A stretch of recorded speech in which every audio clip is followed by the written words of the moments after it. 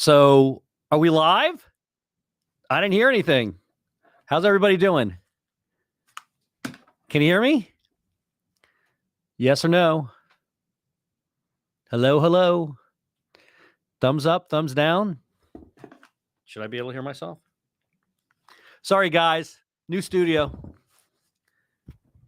Hello. Oh, yeah. Here we are. How you all doing? This is David Singer, host of Gloves Off with David Singer. And I got to read a disclaimer first. The opinions of the host, guests, and callers are not necessarily the same as Community News Network Live or my employer. All my opinions are mine alone. So I want to thank everybody for joining us today. If you notice that we have a new surrounding, a new show, a new backdrop. We'll get into the reasons in a couple seconds. Otherwise, and we don't have a guest today, but we will have call-in callers. We will have guests that are calling in. So first of all, I'd like to welcome everybody to the show. In case you've never watched Gloves Off before, I'm David Singer, and this program addresses interviews with local politicians, charities, nonprofits located in South Florida. We are going to be broadcasting every Thursday at 4:00 from Coconut Grove. If you look at the backdrop, it's actually an office in Coconut Grove with a wonderful view. Later on during the summer, we'll probably pull up the blinds so you can see the bay. This program is unlike any other program you've ever watched on either TV or the web. I'm planning on asking serious and detailed questions, and if I feel like my guests are trying to circumvent the truth, I will hold them accountable for their answers, and I won't let them just fluff them off. We've moved broadcasting from community newspapers in South Miami to Coconut Grove over the past couple months for various reasons. I'll get into the story because numerous people have called me after I pulled my show from community newspapers, and I believe they deserve an explanation. The explanation is a little over a year ago, after I lost the election in Palmetto Bay for my council seat, I was approached by the owners of community newspapers, both Michael Miller and Grant Miller, to be involved in a weekly broadcast to discuss South Florida politics and charities. The podcast over the year was extremely successful, and the actual numbers, it was the number one program on community newspapers, receiving 3,000 to 5,000 views each Thursday. I was paying, it was not free. I was paying an average of $150 to $200 per week to ensure my program reaches as many residents in South Florida as possible. Currently, other hosts on the community newspapers are getting a viewership of around 800 to 1,000 views. So I was blowing everybody basically out of the water compared to previous hosts or hosts that were working out of community newspapers. The issue and the main reason I left is due to Grant Miller, the president of community newspapers. He was trying to curtail and squash my freedom of speech on various subjects. Let that sink into your brains for a few minutes. A publisher of a local newspaper trying to limit freedom of speech on a program that I was paying for. It was unacceptable to me. It was unacceptable to the people that have been on my show. It was unacceptable to my family and my friends. Apparently, Grant Miller must have mistaken himself for Comrade Putin, without, of course, the invasion of Afghanistan, of course. Funny that First Amendment means nothing to the president of a local paper.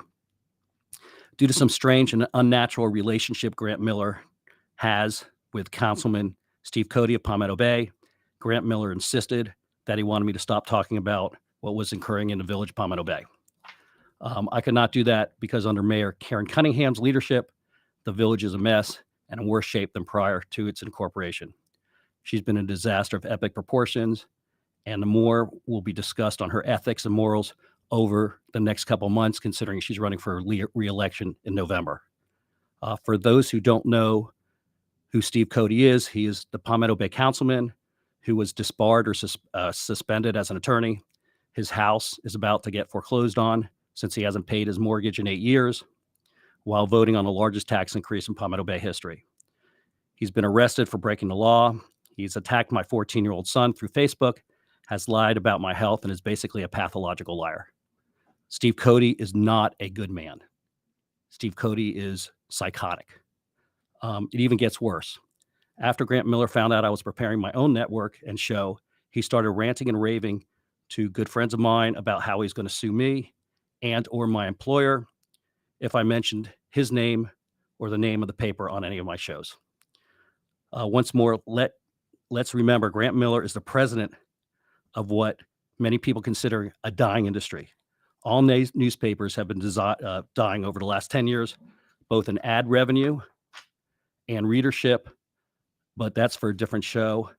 As far as Grant Miller suing me, I say right to the cameras, game on. Let's go. So the next question is, why does Grant Miller want to stop the truth from coming out about Steve Cody, Mayor Cunningham, and the rest of Palmetto Bay Council? It's easy. The fact is that Grant Miller doesn't write all his articles that he signs off on a newspaper. Steve Cody, along with a couple of other friends that I know, are Grant Miller's ghostwriters. In fact, Grant Miller probably would have ended up as a janitor in a restaurant bathroom if it wasn't for his dad and his brother, Mike Miller, running the newspaper all these years. And that's not a slight on janitors. Anyone who knows Grant realizes he's basically a semi-lovable clown, but there's very little upstairs. So he needs as much help as he can from his friends and family. He is a complete opposite from his brother, Mike Miller, who basically has been running community newspapers for over 20 years. Mike was a very respected individual in our community and has been saddled with his brother for years. Enough about Grant for a while. He'll be discussed later on the show. In regards to Gloves Off and the community newspaper, I, along with some good friends, have been working to build a podcast website with numerous interview shows where the hosts are not charged, unlike my former situation for their shows. We are looking for topics that are interesting, dynamic, and engaging for our viewers, and the airtime will be given absolutely free. We are currently broadcasting on Facebook Live, Twitter, YouTube, but we will be picking up new broadcasting venues shortly. Community News Live mission and business plan derives income from advertising revenue, not from hosts that bring exciting and interesting content.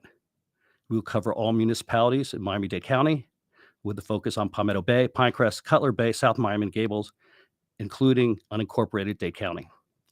We will heavily follow and focus on local elections and also be addressing national and statewide issues that affect our local residents.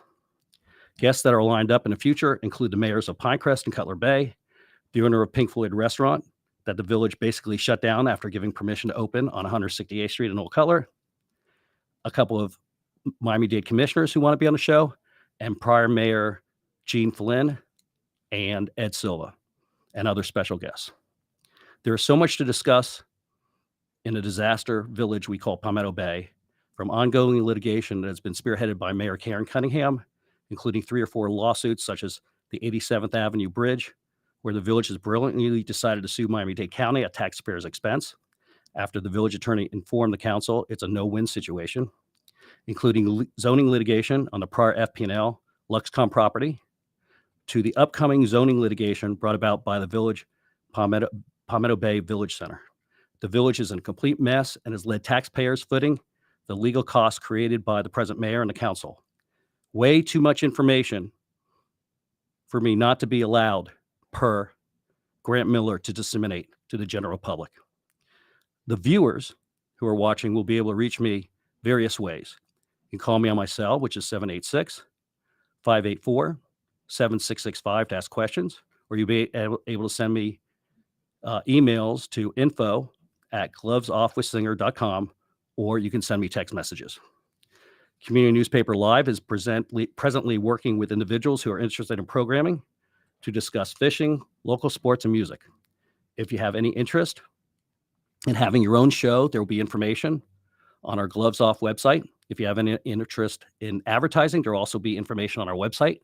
Once again, the shows that we'll be broadcasting, if I find interesting enough, will be being able to broadcast free of charge. I will not be expecting any host to give me any money to broadcast their individual shows. I'd like to say happy 177th birthday to our Sunshine State, Florida. it became the 27th state of the United States on March 3rd, 1845, which actually is very cool. I also like to wish happy birthday to Deidre Krause and Gloria Greenfeather Anderson. Now, my first guest did not realize that he's going to be a guest on my program today, but he's actually helped me setting up this whole new show. Come on, sit down, Mo. We're going to talk about Afghanistan. Do you have headphones? Can you find some? By the way, I do owe Grant Miller some appreciation, because if it was not for him, I would not be able to have the freedom of speech I have now on my own show. He really did everything he could to stop me from telling the world what was actually going on in Palmetto Bay. Remember, that is the president of your local newspaper. How you doing? All right. I think I can take these off now, right? How's my hair look? Sexy as usual. Oh, thank you. So Mo's been working with me for a while on getting all this stuff. Mo's been working with me for a while, along with numerous others who hopefully I failed to mention, but I will get them on screen time in the near future to come up with a show. And that's a little intriguing, maybe a lot intriguing. And we'll bring in special guests. So, I appreciate your help. Thank you very much. So let's start talking. What do you want to talk about, David? Let's talk about Afghanistan. Why Afghanistan? Because isn't the hot topic right now Ukraine? Yeah, I'm sorry, Ukraine. See, that's what's wrong. Is I'm thinking one thing, I'm going now. Okay, It's okay. Ukraine. Is it because I'm brown, so you're thinking about Afghanistan? No. But you are from Iran, right? Close enough. There you go. Close enough. You probably didn't want to talk that loud Okay. in the microphone, but that's okay. Sorry. We're good. So, you and I have been talking today about the invasion and basically how crazy it is, and our hope and prayers go out to the Ukrainians, and basically that this is the first time, I guess, since World War II that anybody's actually had a war in Europe. So it's tough. It's tough to ignore it. I find myself watching more live footage than anything else in the last couple of days. I sympathize with the folks. Sometimes it's tough to forget all the freedoms and luxuries we have in this country. No, but people are. What I like is the fact that these people are on death's door, basically, right? Yeah. You see tanks pulling through their streets, but we have people in this country that are basically bitching that they're paying 25 cents more a gallon than gas. Yeah, well, you do hear a lot of that, and a lot of people don't realize how good we actually have it and how much worse it could be. So Those are people that probably have not left this country, right? Yeah, that's definitely So true. I talk to those people all the time, and I'm like, okay, so have you ever been to X country, Y country, or Z country, right? Because I've been in countries where people are basically living in these shanties, right? They're cardboard boxes that are sitting there on the side of the street. And that always kills me, where somebody goes, oh, I got to pay another 50 cents for a gallon of gas. I just don't understand that train of thought. People don't understand in this country how lucky they really are. No, it's tough. And I think you need to look outside. For those of you who've traveled outside to a lot of other countries, it's easy to come back and realize how good we have it, and to remember how lucky we are. And I do sympathize for the folks over there.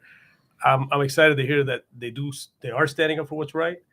I think I'm glad to see that there's a lot of brave folks out there who do support it. I try to put myself in their shoes. I have children. I have a wife. I have a family, and it's really tough to imagine that someone is forced to just pick up and take everything they have and leave. Mm-hmm. Because they have 1 million people, I think, right now are trying to get into Poland. And why? Because of somebody else's ego? Because someone else just is power hungry?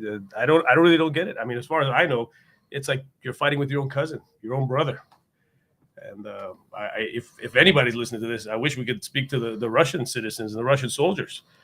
And in today's day and age, like David said, is who has the right, or who even has the intestinal fortitude to go out and take another human life for no reason?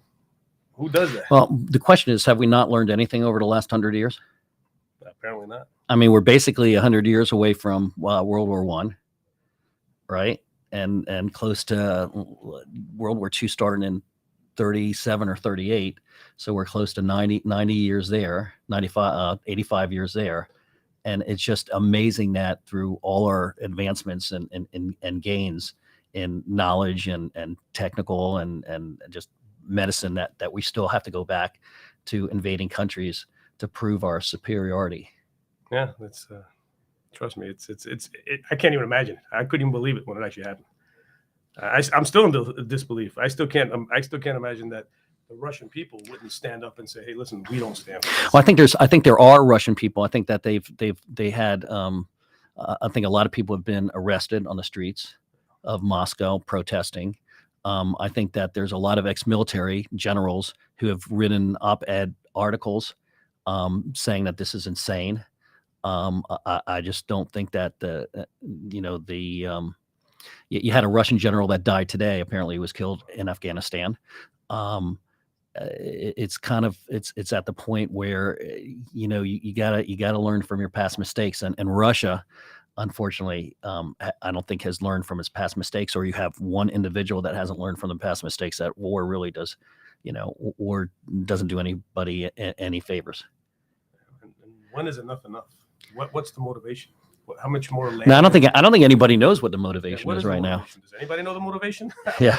I'd like to find out. I still can't, and I've tried to do some research, and I still haven't gotten a clear answer on what really is the motivation. Maybe he wants to build. I mean, the only thing you hear and I hear is that he wants to build the Soviet Union back up, but that's not going to happen. But at what expense? I mean, are we still okay with killing innocent folks just for our own egos and just to claim territory? I mean, doesn't anybody understand we're like one world now, that there's no such thing as these? No, and there's especially since everything is interchangeable. All the supplies, and all the goods go from one country to another, another, which didn't happen back in the early 1900s. We all kind of need each other nowadays. Yeah. We all rely on each other, so that's why it's just not logical to me. I just don't understand why somebody would do this. So if you were, so what would you do? Have you thought this far? What would you do if you had the ability to stop it? I would stop it. How would you stop it? I mean, how if you were president of the United States, what would you do? I mean, you don't want to start militarily, right? No, I don't think killing anybody or, I actually sympathize with the Russian soldiers. I think unfortunately. Oh no, and yeah, I heard that a lot of them are defecting actually. I mean, I don't know. I mean, you can't. When you listen to this program, or you listen to CNN, or you listen to MSNBC, or Fox Network. I mean, you're not 100% sure what's the truth and what's not anymore, right? Because there's really that the truth is not black and white. Lately, the truth is extremely gray. Well, the truth is that no child deserves to die. That's the truth. That's the funny thing. The irony of us, there's a lot of truths, actually. The truth is that innocent people don't deserve to die.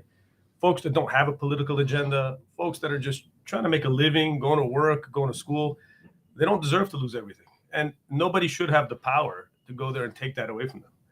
So I think that is a truth. I think we try to always look for these big, complex solutions when the simplest answers are usually the correct ones. And why, as a child who's innocent, who has never done anything wrong to anybody, should go through this type of suffering? Well, I think one of the things that they should do is kick Russia off the, and I don't know if they have the ability to do this, but kick.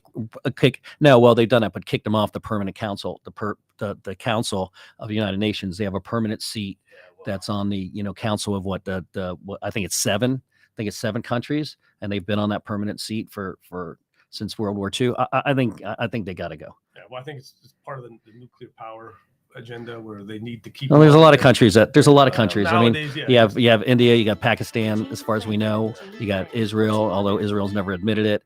You got U.S., you have France, you have England. I mean, we got enough nuclear weapons. I think I read once that to blow up the world 8 times. Well, I think that's pretty much enough. I never understood that either. All this money, all this time, all this energy that gets wasted on blowing each other up. Right. I mean, how many more nuclear weapons do we need? How many more times over? You're going to put the head. Hold on. I have a guest caller who's calling in. You want to put the headphones on? Can we hear Gene Flynn? Can you hear me? Can we hear you, Gene? I'm listening to you only off my phone. I want to prevent any reverberation there. How you guys doing? We're good. Congratulations on your first show. Hey, I guess let me just start this off in the vein of. Hold on, wait. Can people hear? Infamous Oh, okay. long-time listener calling in.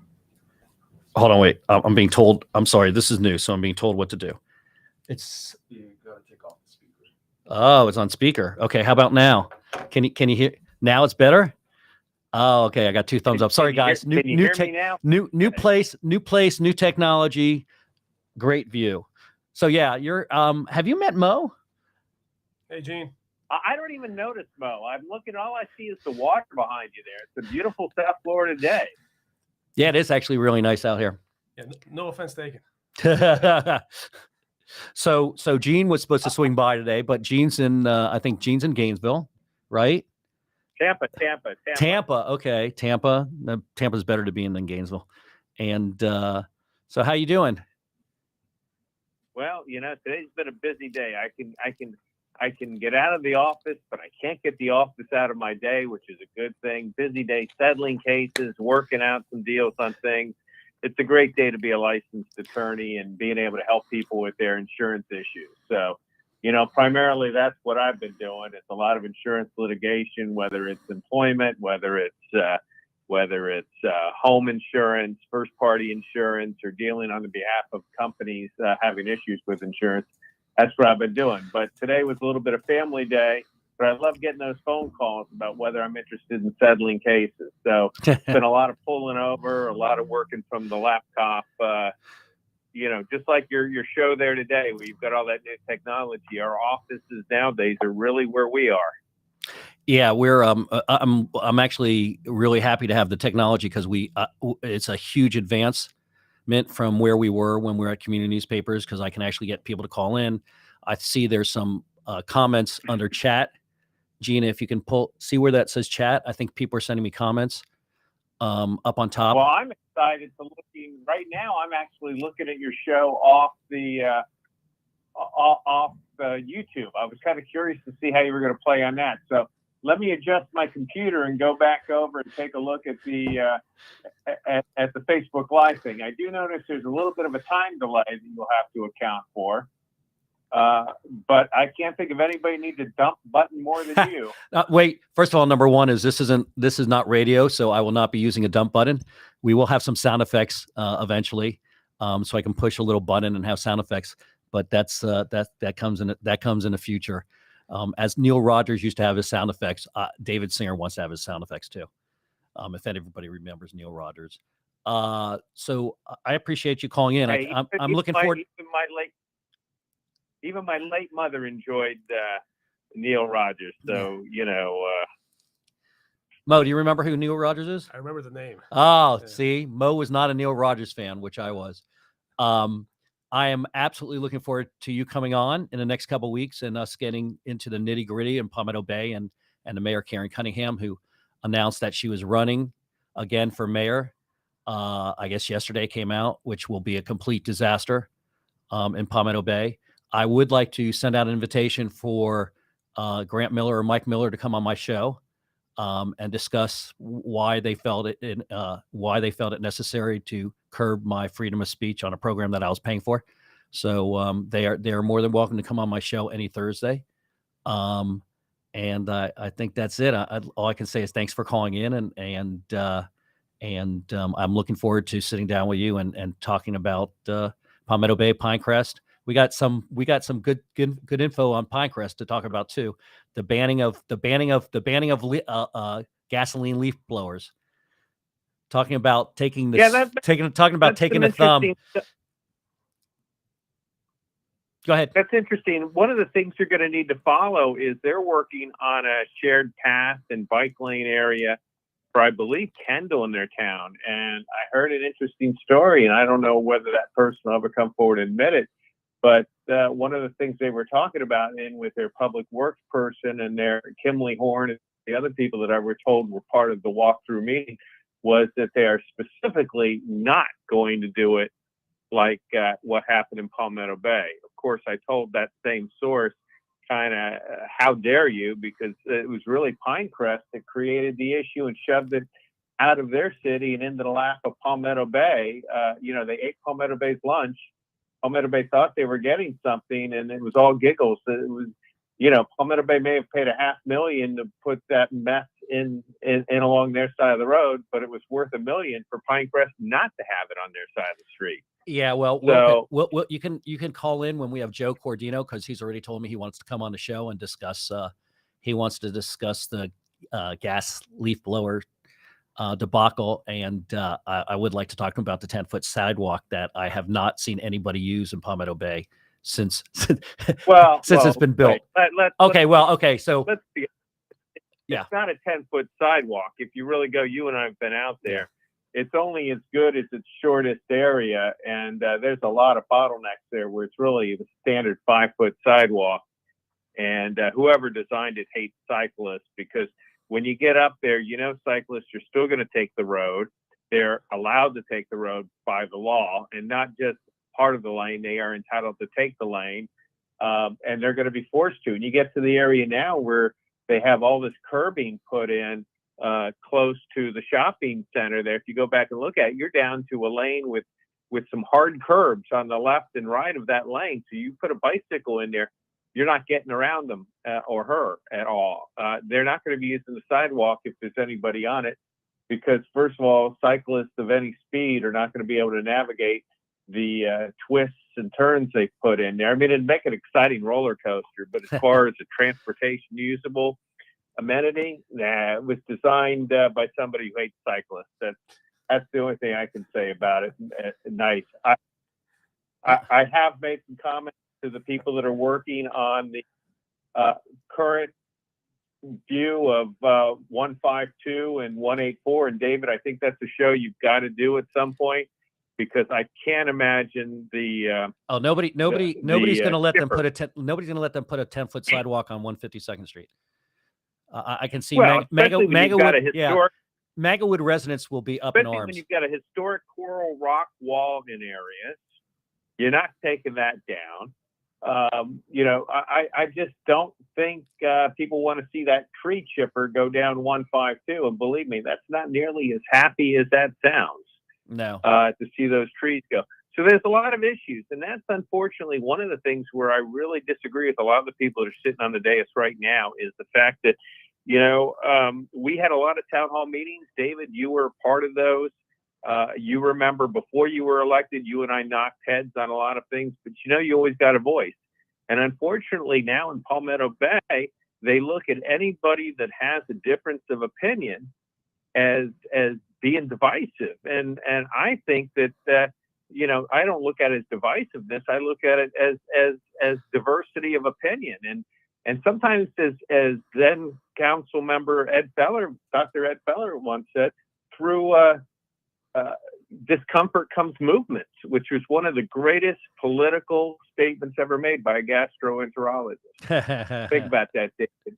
Well, you and I'm specialize in going to that. let you go, but you and I both know that there's 5 people on the council right now, and none of the 5 should be actually on there.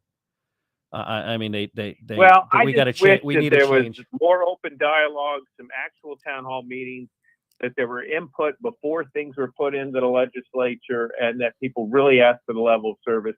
And I think one of the things that really you need to talk about is the fact how their code, they say they reduced it, but now they've got a variance-based code, and you look at what's going in through variance now, and there's absolutely no certainty as to development in Palmetto Bay. They're even got a thing coming up to where they're going to be trying to reduce the fees of the variance for homeowners. Well, how about we try not to have variances for homeowners? What they're basically saying is their code they have isn't fair, and you live next door to a vacant lot, you can't read the code and know what's going to go in there, because everybody's going to get lawyered up and see what they can get out of the council. But we'll talk about that when the time is right, David. And we'll hit all the lawsuits too. When Mo's not sitting next to me going, what the hell are you talking about, Palmetto Bay? I know nothing about Palmetto Bay. Well, congratulations on the show. You're always going to have a little bit of technical work to do on these things. I'm excited for you. Great view. I tell you, if I'm sitting in that chair to your right, I'm going to have a hard time facing the camera and not looking out at those boats. But yeah, it's great, isn't keep on it? going. Well, that's why we put the curtain down, because of the boats, and everybody's looking at the water instead of looking at me babbling. Anyway, thanks for calling. may that be your only distraction as opposed to all the distractions they employ in the village. But anyway, good luck, and I look forward to meeting with you all. Thanks for calling in. Appreciate it. Safe travels. Nice to meet you, Gene. Bye. All right, talk to you all later. The ex-mayor of Palmetto Bay, Hello, Mr. Gene Stewart. Flynn. Mr. Gene Flynn called in to say hello, and I appreciate that. That means that my phone is actually working, which is, thank you very much. I appreciate that, which is great because we had a phone at the venue I was at, and it never worked properly. Anyway, so I got I got one text that says March is Women's History Month. It's amazing I can actually read this, right? Will you have any influential people, women on your show? Yes, I'd love to have an influential woman on my show. We're working on it right now. I'm trying to get, there's a sitting Miami-Dade County Commissioner who I'd like to come on the show and I thought you were bringing on the mayor Palmetto Bay. of Miami. Oh yeah, I could call Calva. Yeah. She only come on if I have a check for her. No, I'm just joking. Is it time for her to run for re-election where she's asking for checks yet? Too soon? Well, no, this is election year, right? There's going to be a lot of people. There's going to be a lot of politicians that want to get their message out. Yeah, so, I true. mean, I'm open to. It is time. I'm open to interviewing anybody. I mean, it's a 45 to hour program. If they want to come in for 15, 20 minutes to talk to me, I'm more than happy to talk to them. But I mean, they can't get away with giving political speak. I can't deal with political speak. You got to give me your real opinion. If they have the courage to face you. I'm sure they have the courage to face me, but they got to give me their real opinion, and they got to give the opinion. What's more important, they got to give the residents real opinion on why we should vote for them. Well, I think it's a good point. I think most of the time people are fed up with all the lies these days, and they can read through majority of. Let's half truths. Yeah, well, I think people know nowadays. By the way, you got a bug on you. There you go. Thank you. I killed it. Sorry, there was a bug there. It was his excuse to hit me. This is great. I didn't think I'd like these headphones, but I really like this. This is good. I can actually hear myself. This works out really well. So we were talking about Ukraine or Afghanistan. No, we weren't talking about Afghanistan. You know, we were in Afghanistan and Iraq for so long that just seems to come off your tongue like so much easier, right? But does it ever end? Is the question? Is there going to always be something? Some invasion, some. Yeah, you know what? I feel like it just perpetuates consistently. But what do you do? Okay, what do you do? Okay, you have terrorists that are operating out of 2 or 3 countries that basically, they're risking. The terrorists are risking lives of Americans and other innocent people. I mean, you got to do something, right? I'm not a hawk, but I do believe in protecting, right? I happen to like the drone strikes because when you have a drone strike, you're not putting any American military. Yeah, but are we talking about Afghanistan specifically right now? We're talking about Afghanistan. We're talking about, look, you can talk about Afghanistan. You can talk about Iraq. You can talk about some of these countries that you can talk about Syria. Yeah. You don't think that's a breeding ground for terrorists? But my question is, or extremists? But in the long term, are these actions actually causing more terrorism and causing more hatred? I'm not denying that the problems aren't there. What I'm questioning is whether or not these solutions are actually effective, or actually causing long-term ramifications. It's making the situation worse at the end of it. It's the old adage of, if you come and you beat up my brother, right? I may not have any problem with you, but now I got a problem with you, kind of mentality. Right? Okay, but the only way to get around this is education. Okay, so if you're not allowed to educate these people in the countries, they're gonna.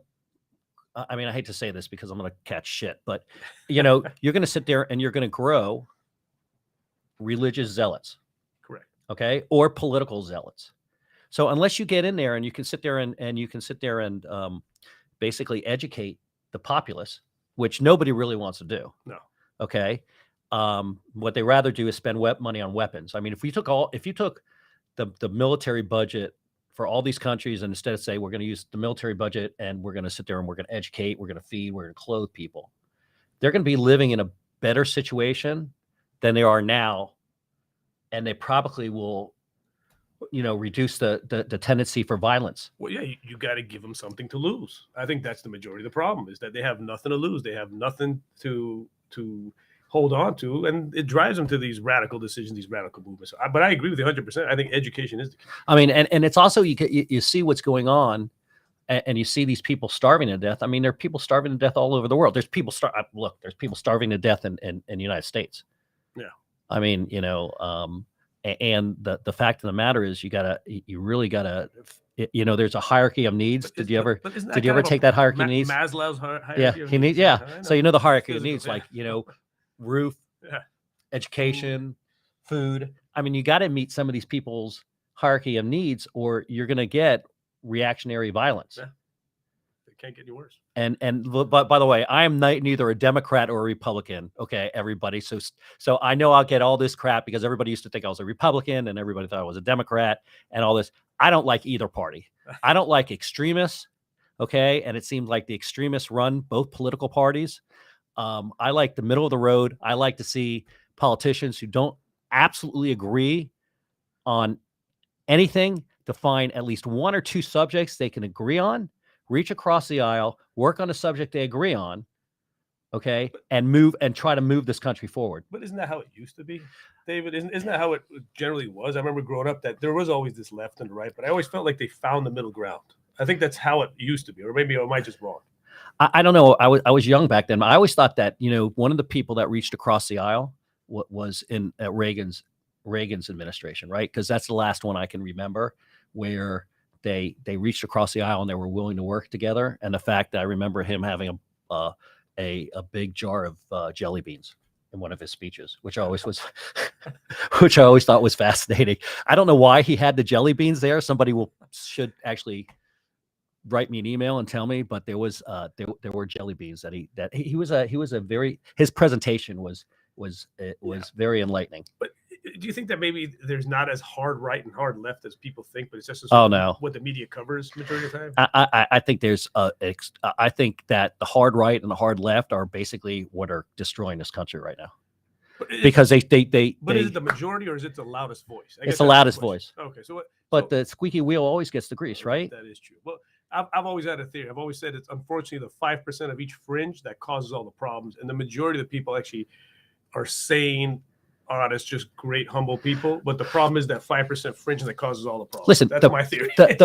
One of the issues is that the majority of this country, they wake up, they go to work, they want to put food on the table for their family, they want to educate their kids, okay, and they don't want to know about this nonsense. And it's just piped, the nonsense is piped into your house 7/24 through either your phone, okay, and I get sucked into it too, or the internet or the TV set, and there has to be a way to sit there and fix some of these issues. Don't pay so much attention to these extremist groups that are trying to really destroy this country. Well, and you even got the extremists. I mean, you could see.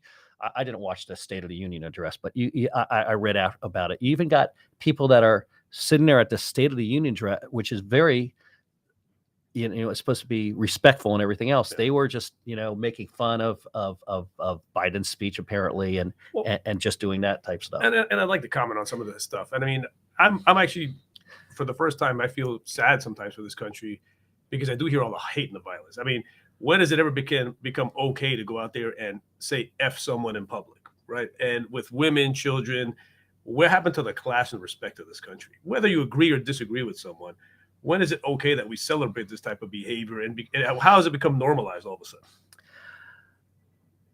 That's a good question. Yeah, I mean, I don't know. I don't know if it is normalized for people like you and I. Yeah, okay, I think it's normalized for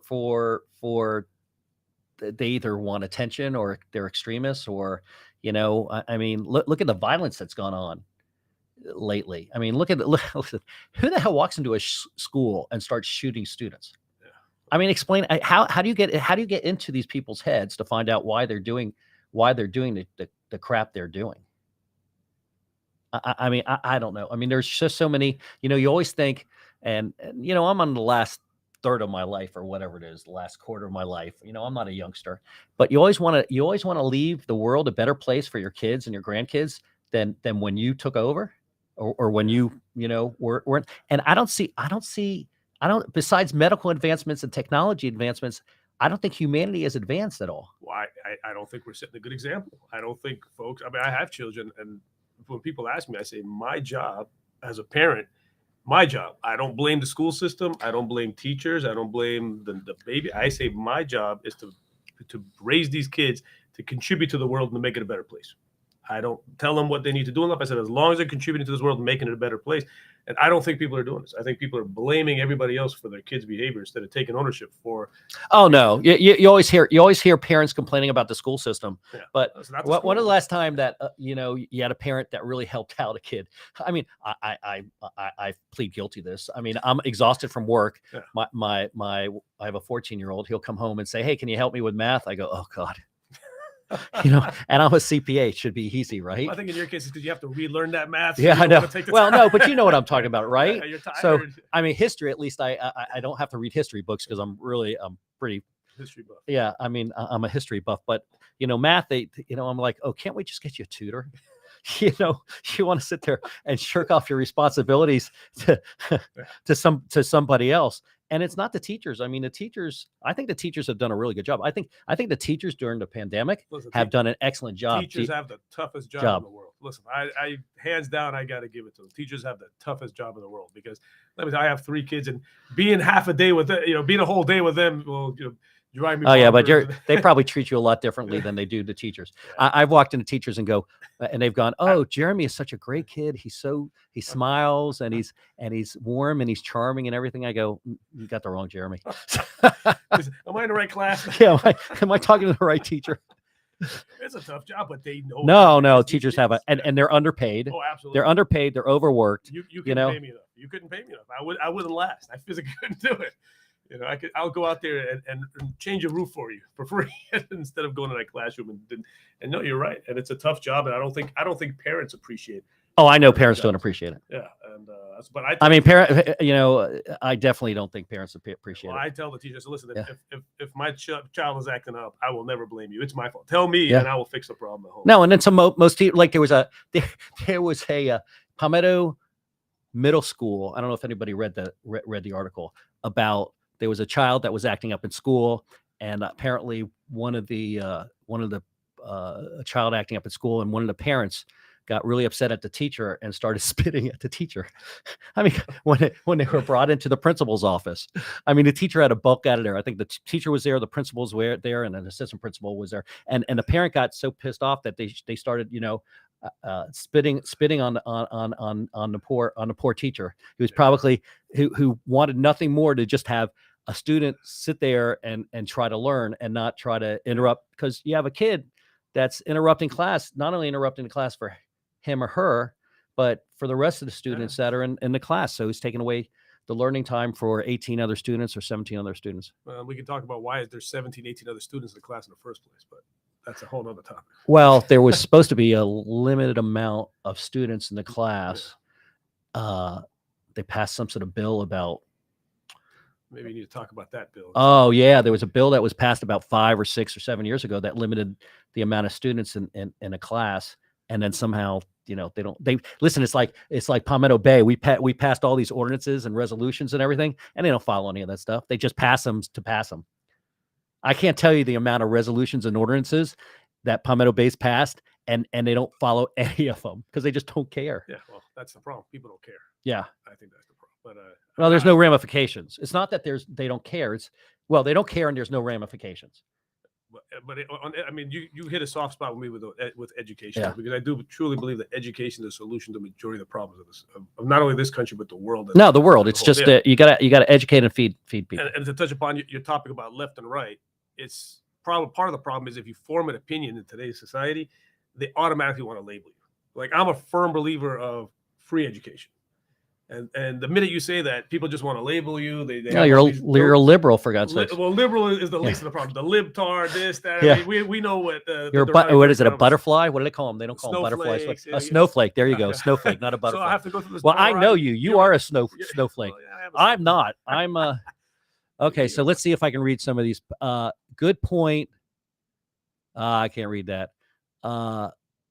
Can't. I'm sorry.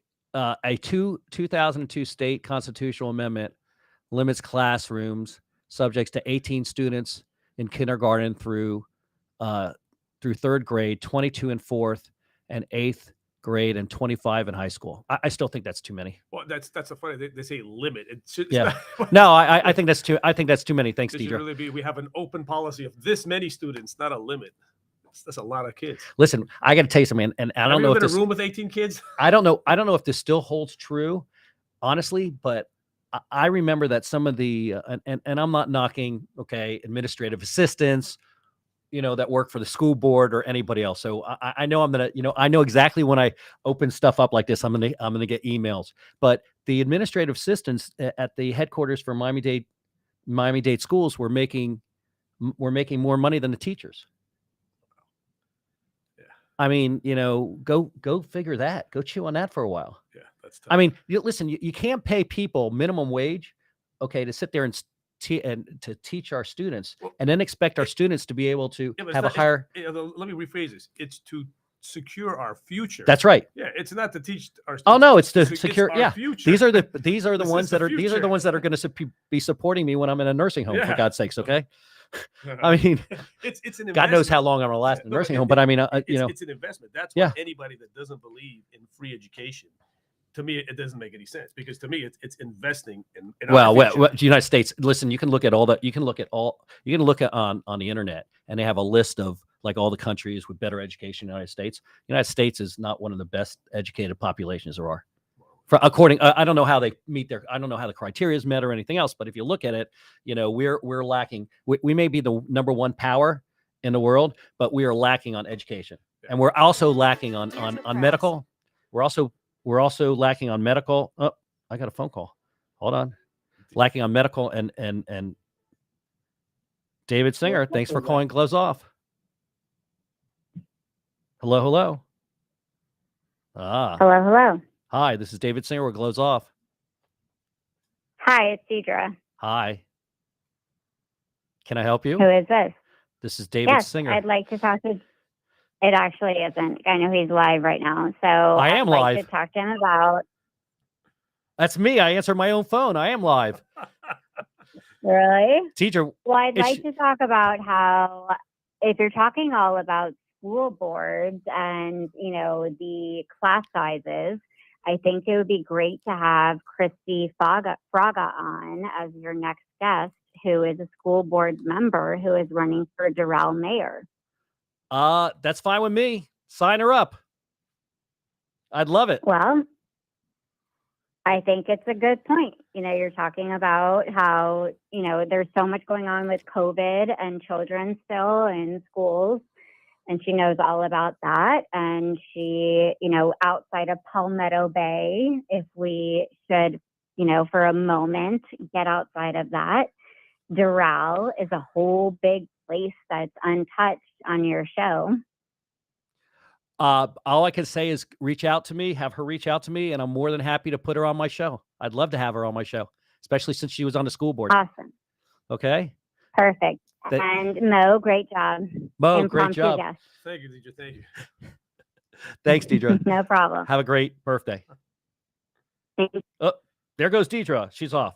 See, we're just getting into this phone thing and an email. So once again, if anybody wants to email me, I can read your email, and we can talk about other projects.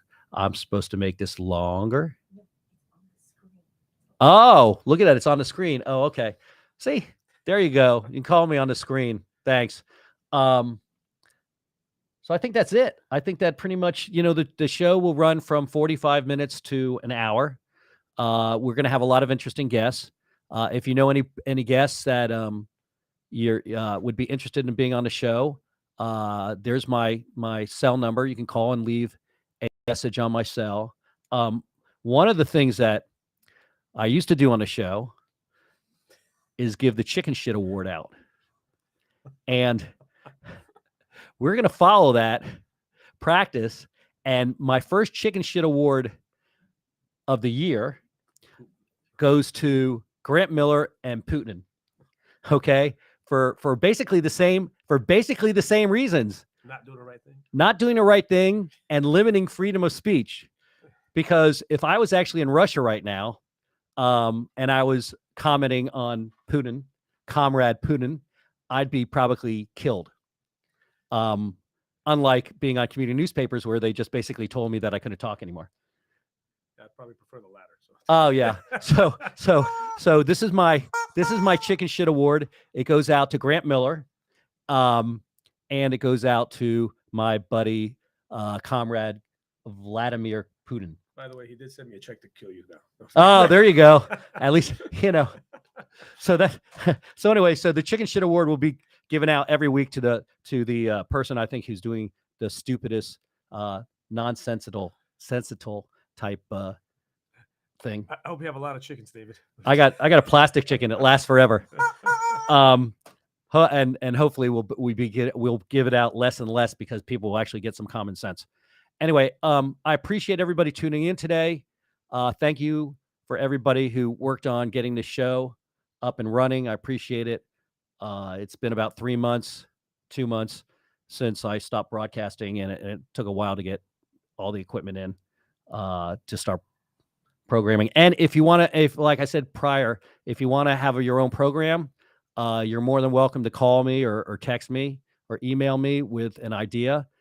We will be having a lot of programs since I incorporated Community News Network Live, and we'll be running programs out of my office. So thank you, everybody. Thanks for tuning in. Thanks for having me, David. I really appreciate you being here because it would have just been, I would have been like, who was talking to an empty chair? There was somebody who was talking to an empty chair at a political rally. Do you remember? You don't remember that story? No. Clint Eastwood. Okay. Clint Eastwood was talking to an empty chair. Clint Eastwood can get away with yeah, it. I know. Yes, Clint Eastwood. at a political rally, which I always thought was pretty funny too. So anyway, thanks again.